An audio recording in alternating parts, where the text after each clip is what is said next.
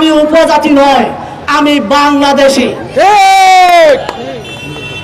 আজকে আমাকে উপজাতি বললে আপনারা চিনেন, কিন্তু আমি যখন চাক বলি আপনারা আমাকে চিনেন না।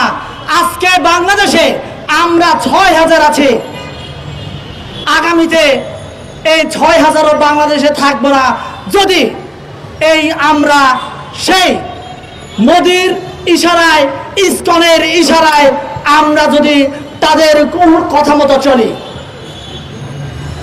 আমি সাবধান করতে যাচ্ছি, আহ্বান করতে যাচ্ছি, এই বাংলাদেশে যা হিন্দু আছে, বৌদ্ধ আছে, খ্রিস্টান আছে, এই ধর্মের যারা আছে সাধারণ ভাইদেরকে আমি আহ্বান জানাতে চাই, আপনারা ফাঁদে পা দিবেন না। আমরা যদি ফাঁদে পা দেই তাহলে বাংলাদেশ থেকে আমরা নিশ্চিহ্ন